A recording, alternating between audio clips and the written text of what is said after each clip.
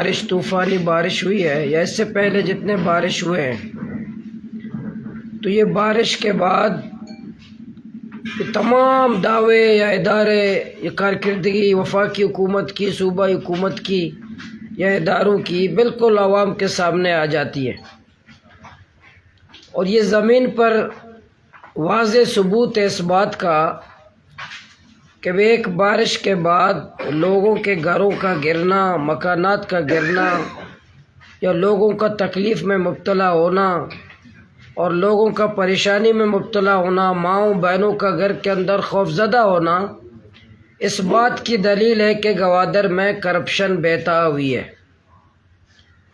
اور اس بات کی دلیل ہے کہ بد انتظامی اور غلط پلاننگ کی وجہ سے ضلع گوادر کے لوگ پریشان ہیں۔ باتیں تو کی گئی کہ گوادر مستقبل کا دبئی ہے، مستقبل کا سنگاپور ہے، اور پلاننگ اور منصوبہ بندی اور ویژن نام کی کوئی چیز ہمیں نظر نہیں آتی۔ ضلع گوادر میں جتنی تباہی ہوئی، گوادر ہو، پسینی ہو، سربندر ہو، پشکان ہو، جیونی ارماڑا ہو، جہاں بھی تباہی ہوئی ہے، اس کی وجہ نکاسی آب کا نہ ہونا، سیوریج لائن کا نہ ہونا، جس کی وجہ سے تباہی ہوئی ہے، بارش کی وجہ سے نہیں ہوئی۔ لیکن بارش جو ہے قدرت کے نظام میں بارش بے پناہ اہمیت کا عامل ہے۔ جو ہم بیماریوں کا ذکر کرتے ہیں کہ فضا میں فلاں وائرس، فلاں وائرس، فلاں وائرس، ان وائرسوں کا علاج ہی بارش ہے۔ زمین کی صفائی کا علاج بھی بارش ہے، فضا کی جو پوری آلودگی ہوتی ہے اس کی صفائی بھی بارش ہے۔ قدرت جب اپنے زمین کے صاف کرنے کے لیے بارش ہی برساتا ہے تاکہ فضا اور ماحول زمین پاک ہو جائے۔ جتنی تباہی بارش کی وجہ سے نہیں، بد انتظامی کی وجہ سے، کرپشن کی وجہ سے، مس مینجمنٹ کی وجہ سے یہ تباہی ہوئی ہے۔ گوادر میں گوادر پورٹ اتھارٹی اور گوادر ڈیولپمنٹ اتھارٹی دو بڑے ادارے ہیں۔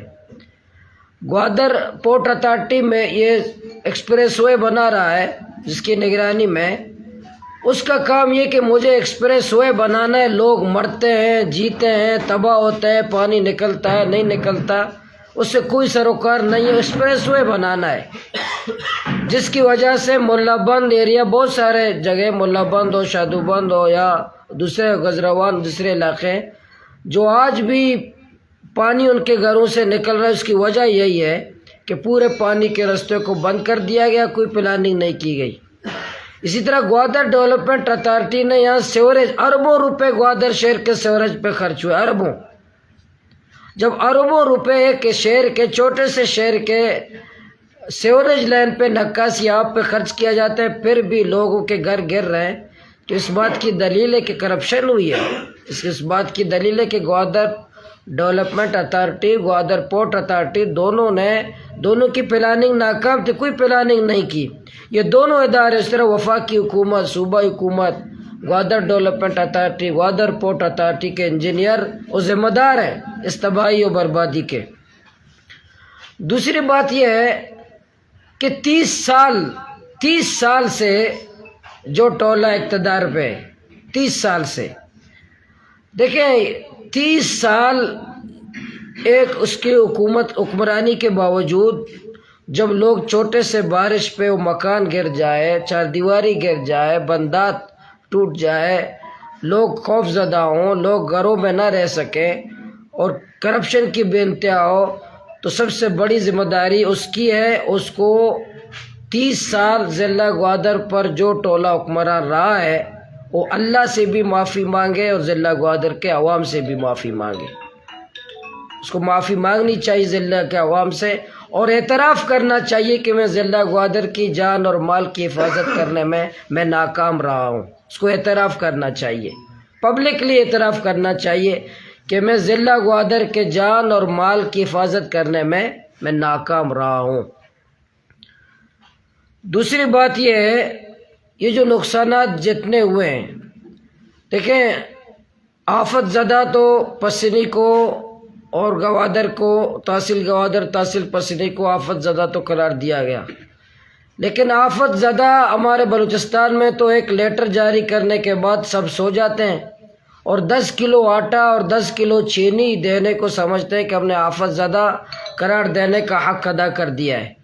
اس لیے ہمارا مطالبہ ہے عقد و تحریک بلوچستان کا کہ آفت زدہ قرار دینے کے بعد 10 کلو آٹا 10 کلو چینی کی ہمیں کوئی ضرورت نہیں ہے۔ عوام کو یوٹیلیٹی بلز کے جتنے بقایا جاتے ہیں وہ معاف کیے جائیں، یوٹیلیٹی کے جتنے بقایا جاتے ہیں وہ معاف کیے جائیں۔ یہ ریلیف ہے عوام کے ساتھ، اور مزید 6 مہینے بل معاف کیا جائے تاکہ لوگ جب اس کا مکان گر گیا ہو، چار دیواری گر گئی ہو، نقصان ہوا ہو اس مہنگائی کے دور میں، تو کس طرح وہ اپنا مکان، اپنی چار دیواری، اپنا نقصانات کا ازالہ کرے گا۔ یہ اس سے صاف طور پر نظر آئے گا کہ اس آفت زدہ قرار دینے میں پبلک کو فائدہ ہوا ہے۔ پبلک کو نظر آ جائے گی ایک چیز کہ مجھے میرے تحصیل کو، میرے ضلع کو جب آفت زدہ قرار دیا گیا تو مجھے یہ چیز ملی ہے۔ 10 کلو آٹا کی یا 10 کلو چینی کوئی چیز نہیں ہے کہ لوگ انہیں مطالبہ کر رہے ہوں۔ تو یہ ہمارا ایک ڈیمانڈ ہے۔ تیسری جو ہمارا ڈیمانڈ ہے کہ جو شفاف سروے کیا جائے۔ دیکھیں، ایکسپریس وے کے متاثرین میں شفاف سروے نہیں کیا گیا تھا۔ یہ جو پٹواری ہیں، پٹواری کے ذریعے کیے جاتے ہیں۔ دنیا کے کرپٹ ترین لوگ یہ پٹواری ہوتے ہیں، اور اس کے ذریعے سے آپ سروے کراتے ہیں۔ یا اس نے جتنے سروے پٹواریوں نے کیے ہیں شفاف کیے؟ ایک بھی سروے شفاف نہیں ہوا جو پٹواریوں کے ذریعے ہوا ہے۔ ایک بھی سروے پٹواریوں کے ذریعے سروے صحیح نہیں ہوا ہے۔ اس لیے ہمیں پٹواریوں کے ذریعے سروے بالکل قبول نہیں ہے۔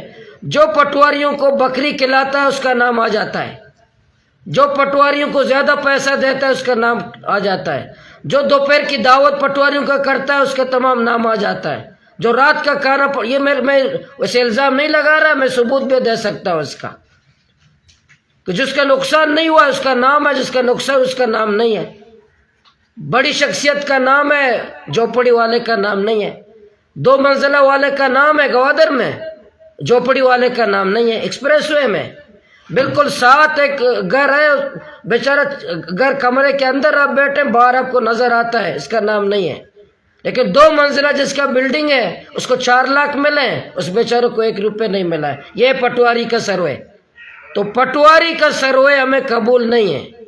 شفاف انداز میں سروے ہیں، اس میں عقد و تحریک کے نوجوان بھی، ہم بھی شامل ہوں گے، معتبرین شامل کریں، چاہے ہمارے لوگ نہ بھی ہوں، معتبر شامل کریں، وارڈ کی سطح پر سروے ہو، اور وہ سروے کو چھپائے نہیں، فائنل کرنے سے پہلے اس کو پبلک کر دے، پبلک کیا جائے، اس سروے کو چھپایا نہ جائے، فائل کے اندر بند نہ کیا جائے، اس کو پبلک کیا جائے۔ ہر وارڈ کے 4 دیواری پر ڈی سی دفتر کے سامنے اس کو آویزہ کیا جائے، تاکہ تمام لوگوں کو پتہ ہوگا کہ متاثرین کون ہے، متاثرین کون نہیں ہے، ناجائز کس کا نام آیا ہے، جائز کس کا نام آیا ہے، تاکہ پوری دنیا کو پتہ چل جائے، تاکہ فیکٹری والے کا اگر نام آیا ہو اور جھونپڑی والے کا نام نہ آیا ہو تو تاکہ پبلکلی سب کو 4 دیواری کے اوپر پتہ چل جائے۔ اس لیے ہمارا شفاف سروے اور سروے ٹیم کے بارے میں بھی ڈپٹی کمشنر پٹواریوں کے ذریعے ہمیں قبول نہیں ہے۔ اس کے لیے باقاعدہ اچھے شہرت رکھنے والے مقامی لوگ، اسی طرح وارڈ کی سطح پر کمیٹیوں کی تشکیل، جس کا نقصان ہوا اس کا شفاف سروے ہو، اور سروے کو فہرست کو پبلک کیا جائے، اس کے بعد اس کے لیے معاوضہ کا بندوبست کیا جائے۔ چوتھی بات یہ ہے کہ آٹا، چینی، چاول اس کی ضرورت نہیں ہے۔ جس کا گھر گر گیا ہو گھر بنا کر دیں، جس کا 1 مکان گرا ہو 1 مکان بنا کر دیں، جس کا 2 مکان گرا ہو 2 مکان بنا کر دیں، جس کی 4 دیواری گری ہو 4 دیواری بنا کر دیں۔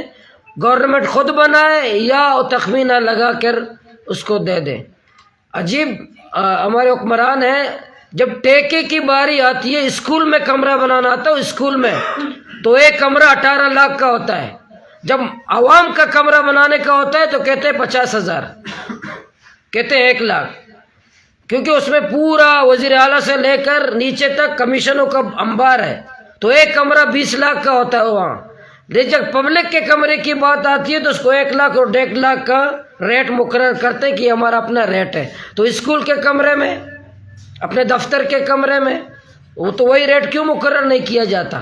اس لیے ہر کمرہ جس کا گھر متاثر ہوا ہو، مکان متاثر ہوا ہو، چار دیواری متاثر ہوئی ہو، تو اس میں اسی حوالے سے لوگوں کے مکان بنا کر دیے جائیں، لوگوں کے چار دیواری بنا کر دیے جائیں مکانات.